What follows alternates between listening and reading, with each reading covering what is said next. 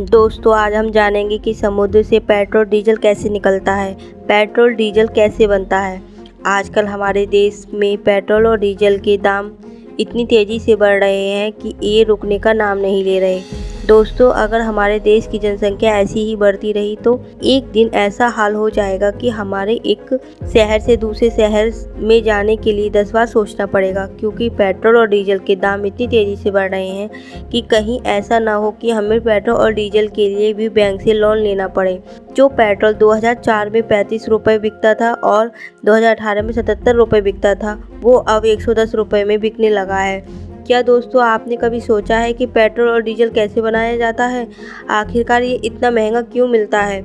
दोस्तों हम आपको आज बताएंगे कि डीजल और पेट्रोल को कैसे बनाया जाता है। हमें पेट्रोल जमीन के नीचे काले तरल पदार्थ के रूप में मिलता है, जिसे पेट्रोलियम कहते हैं, जिसे पेट्रोल पंप तक पहुंचाने के लिए बहुत मेहनत करनी पड़ती है। इसके लिए काफ़ी दिन लग जाते हैं और इस प्रोसेस में करोड़ों पैसे भी लग जाते हैं। पेट्रोल और डीजल दोनों ही पेट्रोलियम से बनते हैं। पेट्रोलियम लैटिन शब्द से बना है, जिसका अर्थ है चट्टानों से मिलने वाला और ज़मीन के नीचे निकलने वाला तेल। दोस्तों इस पेट्रोलियम की बनने की एक अलग कहानी है। आज से हजारों साल पहले समय समय पर इस धरती पर विनाशकारी आपदाएं आई हैं। तब जमीन पर रहने वाले मनुष्य और जानवर जमीन की गहराई में दब गए। तब हजारों साल बाद यह डिकम्पोज हो गए तो यह पेट्रोलियम के रूप में प्राप्त हुए। हजारों साल दबे रहने के बाद ये लिक्विड में चेंज हो गए। वैज्ञानिकों के मुताबिक ऐसे अवयव अब भी जमीन और समुद्र के नीचे दबे हुए हैं। इंसानों ने इस पेट्रोलियम और इसकी क्वालिटी को जान लिया तो कई बड़े बड़े कुओं से और समुद्र से इस पेट्रोलियम को निकालना शुरू कर दिया। इस पेट्रोलियम में कच्चा तेल होता है और इस कच्चे तेल में पेट्रोल, डीजल, केरोसिन, नेफ्ता जैसी कई चीज़ें मिली होती हैं तथा इस कच्चे तेल को कारखाने में ले जाया जाता है। इस कच्चे तेल को रिफाइनरी भी कहते हैं। क्या आप जानते हैं ये कच्चा तेल हर जगह नहीं मिलता? ये केवल धरती के नीचे और समुद्र में ही मिलता है। जो पेट्रोलियम समुद्र के नीचे होता है उसे फ्लोटिंग रिफाइनरी बनाई जाती है और जो तेल ज़मीन के नीचे बना होता है उसे निकालने के लिए कुएं बनाए जाते हैं। जो दिखता है वैसा नहीं होता है, असली वक्त लगता है तेल के सोर्सेस को ढूंढने में। कई बार तो इसमें सालों लग जाते हैं और अरबों पैसे खर्च हो जाते हैं। जो तेल पेट्रोल पंप तक जाता है उससे निकालने के लिए समुद्र और धरती में कई महंगी मशीनें लगाई जाती हैं, जो एक जगह से दूसरी जगह तक तेल को ढूंढती रहती हैं। इसके बाद समुद्र में जो तेल मिलता है उसे एक बड़ी चट्टान से बांध लिया जाता है, जिससे तेल इधर उधर ना गिरे।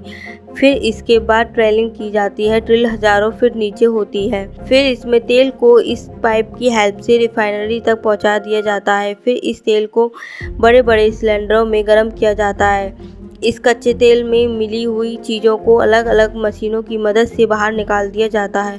पेट्रोल और डीजल हमें अलग अलग टेम्परेचर पर मिलते हैं, इसलिए इनको अलग अलग टेम्परेचर पर गर्म किया जाता है। आपको यह तो पता ही होगा कि हर तेल का अलग अलग बॉइलिंग पॉइंट होता है। पानी का बॉइलिंग पॉइंट 100 डिग्री सेल्सियस होता है। कच्चे तेल का भी बॉइलिंग पॉइंट होता है, लेकिन इसे अलग अलग टेम्परेचर पर उबाला जाता है, क्योंकि इस कच्चे तेल में केरोसिन, डीजल, पेट्रोल, नेफ्ता होते हैं जो अलग अलग टेम्परेचर पर ही गर्म होते हैं। जब इसे उबालते हैं तब ये कच्चा तेल भाप बनने लगता है।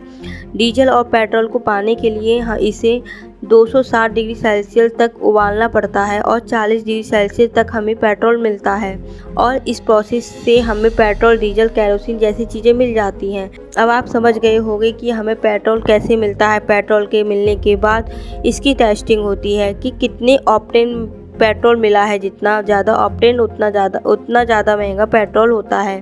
फिर इसे टैंकर में भरकर एक जगह से दूसरी जगह पर पहुंचाया जाता है। इस प्रोसेस में अरबों पैसा लग जाता है, इसलिए तेल महंगा हो रहा है। पेट्रोल बनने की प्रोसेस तो दोस्तों आपने जान ली कि पेट्रोल कैसे बनता है।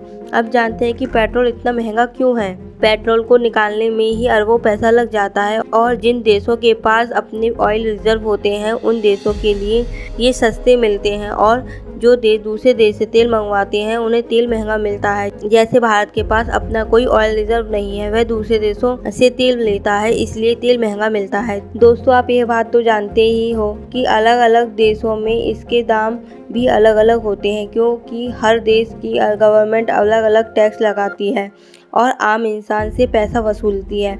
हमारे इंडिया में गवर्नमेंट पेट्रोल और डीजल पर लगभग 60% टैक्स लगाती है। तेल की कीमत लगातार बढ़ती रहेगी क्योंकि पेट्रोल और डीजल एक ऐसे स्रोत हैं जो एक बार ख़त्म हो गए तो वो दोबारा यूज़ नहीं किए जा सकते। जैसे जैसे इनका यूज़ बढ़ता जा रहा है वैसे वैसे इनके प्राइस भी बढ़ते जा रहे हैं। ईरान, सऊदी अरब ऐसी इसलिए ज़्यादा अमीर हैं क्योंकि दुनिया में सबसे ज़्यादा ऑयल रिजर्व वहीं हैं और ये दूसरे देशों से अपनी मनमानी तरीके से पैसा वसूलते हैं। अंत में हम यही कहेंगे कि पेट्रोल और डीजल नॉन रिन्यूएबल रिसोर्सेज हैं और एक टाइम आने के बाद ये ख़त्म हो जाएंगे, इसलिए इनका यूज़ अभी से कम करें और ज़रूरत पड़ने पर ही इनका यूज़ करें। अगर आप हमारे चैनल पर नए हैं तो हमारे चैनल को अभी सब्सक्राइब करें एंड वीडियो को लाइक करें।